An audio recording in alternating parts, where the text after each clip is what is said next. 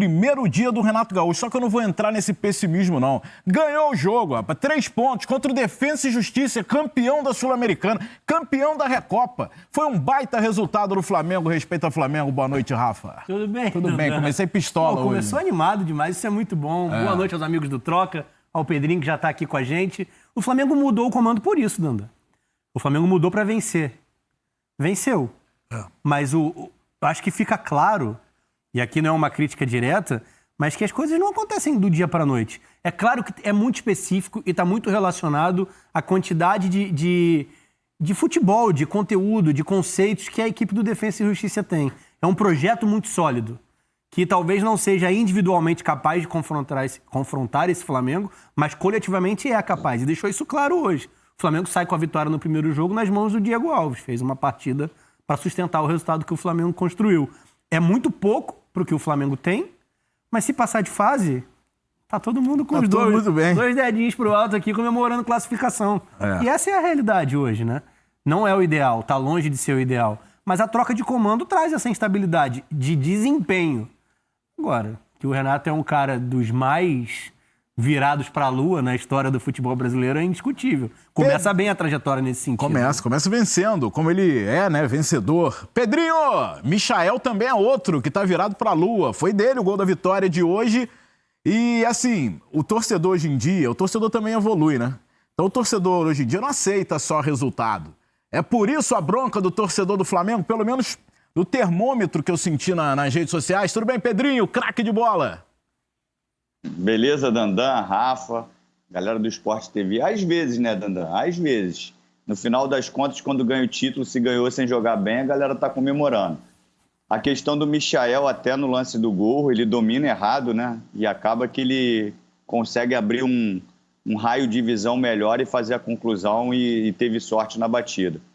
Eu acho que de todas as trocas que o Flamengo fez, desde o Jorge Jesus, né? Iniciando do Jorge Jesus, passando por Domi, Rogério e agora Renato, em termos de processos de treinamento, eu acho que é a maior ruptura. Não estou falando sobre o modelo de jogo, estou falando sobre o processo metodológico de treinamento. Eu acho que é a maior ruptura que tem. Não tem como botar na conta do Renato esse desempenho hoje. Pô, é maldade, ele deve ter tido 1 ou 2 sessões de treinamento. É óbvio que algumas coisas individuais a gente percebeu. O Everton Ribeiro deslocado para a direita, num Flamengo que não tem a bola, ele vai sofrer fazendo esse corredor. No tanto que quando ele pegava a bola, ele errou diversas vezes. Primeiro, pela distância da equipe, que não era uma coisa muito normal nos últimos anos do Flamengo com relação a Jesus e Rogério Ceni. Sempre teve um jogo muito próximo, né, facilitando a tomada de decisão.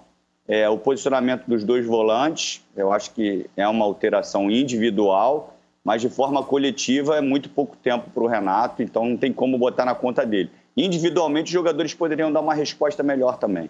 Não, e assim, ele também começou com problemas, né? Ele não contou hoje com o Arão, não contou com o Rodrigo Caio, não contou com o Bruno Henrique, peças importantes. Aliás, fica até essa dúvida, né? Será que o Renato vai continuar apostando no Arão como zagueiro ou vai recolocá-lo ali no meio-campo?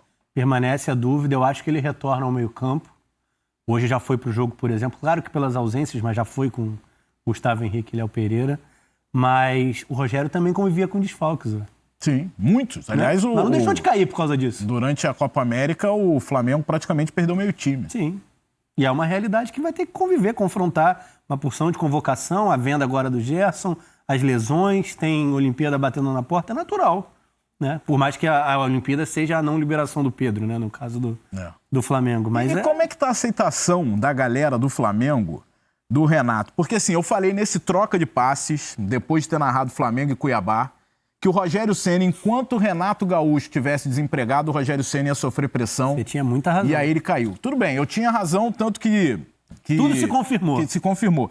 Mas assim, a galera veio falar, você tá maluco. O torcedor do Flamengo não quer Renato Gaúcho. Não queremos Renato Gaúcho. Mas ele tá ali com a camisa do Flamengo. Sim, mas eu queria saber isso. É porque a gente, às vezes, vive numa bolha, né? Às vezes a bolha que me segue não gosta do Renato, mas a imensa torcida do Flamengo gosta do Renato. É que essa relação ficou desgastada pelo 2019 de rivalidade, o confronto Libertadores, um certo desdém do Renato, jogando responsabilidade para o outro lado. No discurso isso é completamente natural. Assim como ele tirou a responsabilidade dele na chegada ao Flamengo agora. A questão do lado de lá, com 200 milhões de contratações, tem obrigação de vencer. E agora, obviamente, ele vai dizer que não tem obrigação, como disse na chegada. Né? Isso são discursos de futebol.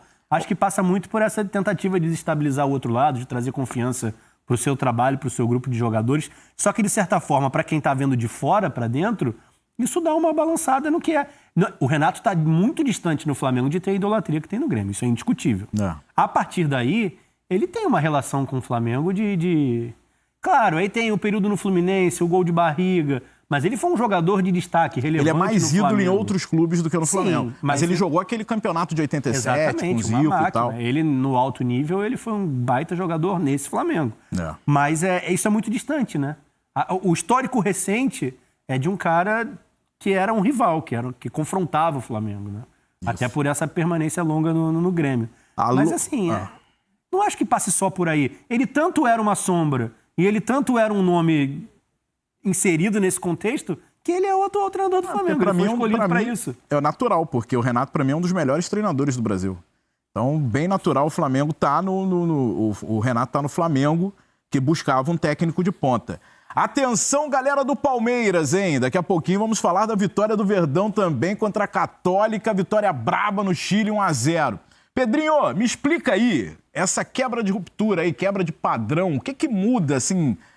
O Renato joga muito diferente do que o Rogério Ceni. Por quê? O que aquele Grêmio tinha que talvez o campeoníssimo Grêmio tinha que o campeoníssimo Flamengo do Jesus ou até mesmo do Rogério, campeão brasileiro, não tem?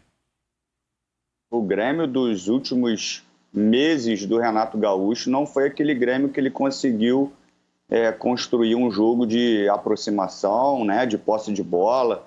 O Grêmio até tinha posse e não conseguia construir. Eu acho que a forma com que o Renato chega para o jogo é diferente do que o Jesus jogava, do que o Domi chegava, do que o Jesus chegava e do que o Rogério chegava. Aí você pode falar assim para mim, mas todos os treinadores trabalham de formas diferentes. Mas existe como se fosse um protocolo a ser seguido até a etapa do jogo, né? Então você vai na segunda você faz esse processo, na terça esse, na quarta aquele, na quinta, até chegar os jogos. Eu acho que o Renato trabalha um pouco diferente, e isso eu não estou falando quem esteja certo ou errado. O Renato gosta de controlar o ambiente, e isso foi um dos motivos que todo mundo falou da contratação do Renato. Eu acho que isso faz parte de uma gestão de um treinador, óbvio, mas não pode ser o crucial. Para mim, o determinante é a conduta dentro de campo, tática e técnica. E ele tem capacidade para estar no Flamengo por causa disso. Não por causa que ele é um bom gestor, que ele é um bom parceiro. Eu acho que isso foi até no início da carreira do Renato. Então, hoje, a avaliação para o Renato é uma avaliação técnica e tática. E a gente não pode ficar porque ele toma conta do vestiário. Isso, para mim, é muito vazio se partiu desse princípio a contratação dele. Agora eu vejo um jogo diferente, porque os processos de treinamento do Rogério Ceni, não estou falando que é melhor, tá? Do Jorge Jesus, são processos modernos, passando por um educativo, 3 períodos dentro do mesmo treinamento, 3 fases, né, de treinamento inicial, intermediário e o principal. Eu acho que o protocolo não é esse do Renato, é um protocolo diferente, e dentro do jogo eu vejo um jogo diferente. Renato usava, pelo menos no Grêmio, 2 caras de beiradas, que tinham um poder de fazer um vai e vem ofensivo e defensivo. Tanto o Jorge Jesus quanto o Rogério Ceni faz um jogo de aproximação com superioridade numérica, principalmente no último terço, que é diferente. Hoje a gente já viu o posicionamento do Everton Ribeiro e do Michael postados nas beiradas do campo. Uma vez só que o Everton Ribeiro entrou para fazer uma aproximação do Arrascaeta. Então são processos diferentes que levam tempo, né? Agora, Rafa, eu até falei aqui na abertura do Troca, você pega o Defensa e Justiça, é um time que surgiu, pelo menos no cenário internacional, há pouco tempo, mas está colhendo bons resultados e deu trabalho para o Palmeiras, não só na final da Recopa que ganhou, mas na fase de grupos da Libertadores. A gente fala de desempenho e como se também fosse um absurdo o Defensa e Justiça jogando em casa, partir para o ataque e o goleiro do Flamengo ser eleito o melhor jogador em campo. E aí eu acho que respinga um pouco nas críticas que você viu pós-jogo. Pelo seguinte, não é um River tomando conta do jogo e massacrando o Flamengo. Não é. É o Defensa e Justiça. Só que aí você pensa no tamanho do time, por mais que tenha sido campeão recentemente, com o próprio Hernan Crespo, né? Sim. No comando. Mas por mais que tenha sido campeão recentemente, é um clube sem tradição, sem histórico. Só que é um clube com muito trabalho interno. Ele é um clube relativamente recente em termos de disputa, né, no continente, mas que tem por trás talvez o empresário mais influente do futebol na América Latina, o Christian Bragarnik, que também é dono do La Calera, no Chile. Ou pelo menos que está por trás do que é o projeto do La Calera. Não é um dono oficial, assim. Mesma situação no Defensa e Justiça. Então, o tipo de treinador que eles escolhem, a base metodológica, os jogadores que eles contratam, cara, é tudo muito bem pensado. Essa equipe individualmente não é nada demais, a atual. Mudou bastante, né? Mudou do primeiro semestre para cá, a gente sempre faz essa ressalva, e que também pesa contra o Flamengo, é início de temporada na Argentina, né? A parada da virada de ano é muito mais traumática do que no futebol brasileiro. O a gente nem tem parada, na né? verdade. O campeonato para a Copa América, quer dizer, termina a porque temporada. É o fim da temporada. Sim. Então é bem distinto. Sonhos, né? Você tá falando, mas você está falando de um primeiro jogo do ano, né? Do ano, temporada. E isso tem um peso também. Era pra gente ver em ritmo, falando de ritmo competitivo, um Flamengo acima do Defensa, e não foi o que a gente viu. Então, assim, o que eu acho que pesa contra na crítica é o tamanho do adversário. E aí se desconsidera o que é o trabalho do adversário. O trabalho é muito bom. É o BKSS de volta. O BKSS eliminou o Flamengo ano passado. Tudo bem, pelo Racing, uma equipe muito mais tradicional, mas com um trabalho muito inferior ao que é o trabalho histórico do Defensa nos últimos anos. O Defensa tem uma lógica, né? Você tinha o Hernan Crespo ano passado com ideias muito próximas. Pressão na bola, o uso de 3 zagueiros em determinados momentos, a saída de pé em pé, agressividade no terço final. Várias questões que o Defensa sustenta, independentemente de quem está no banco de reservas. Porque é muito bem estruturado como clube. E passa muito pelos treinadores e pelos jogadores que têm ligação com o empresário que controla o clube. Então é muito mais fácil produzir futebol nesse ambiente do que quando a gente fala de clubes estatutários no futebol brasileiro. E a gente tem um que está mostrando que quando o trabalho é feito dá resultado, que é o Bragantino. O Bragantino hoje, inclusive, venceu pela Sul-Americana. Está brigando lá em cima no Campeonato Brasileiro. Já é uma realidade do nosso futebol, né, Pedrinho? Então hoje a camisa não pesa tanto quanto antigamente. Ainda mais em tempo de pandemia que não tem o torcedor para fazer a diferença. Isso tem que valer para todas as áreas, né? Não só para os clubes, mas para a gente da imprensa, para a torcida. Eu acho que a mudança ela é geral e a gente ainda tem algumas resistências com relação a isso. Eu não sou saudosista, é óbvio que a galera de antigamente tinha oportunidade dentro de campo de botar para fora todos os seus talentos, até pelo espaço que era proporcional à época que a gente jogava, falando até da minha época. Hoje, para mim, jogar futebol é muito mais difícil, e o jogo ele é muito mais organizado. Por isso que a tática prevaleceu muito, porque você consegue se organizar em cima da organização do adversário. Então, não tem aquele espaço para você, agora que eu tenho talento, eu vou fazer o que eu quiser com 3, 4, 5 segundos para raciocinar próximo ao gol. Isso não existe mais.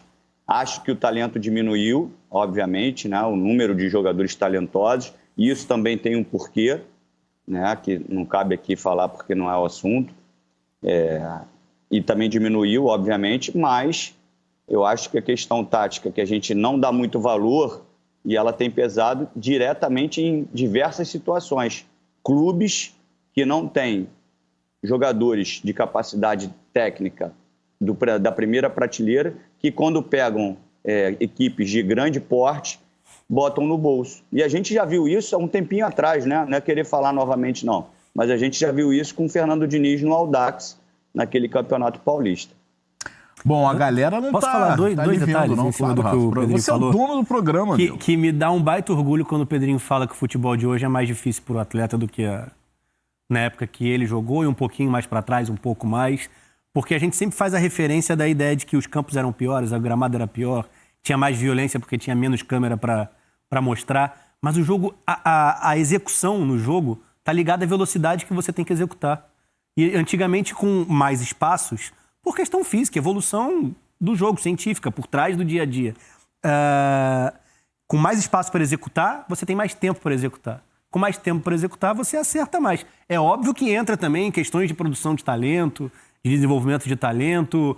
Aí a gente está falando de a forma como a urbanização é feita, menos espaços para o jogo lúdico para criar repertório motor, aí é muito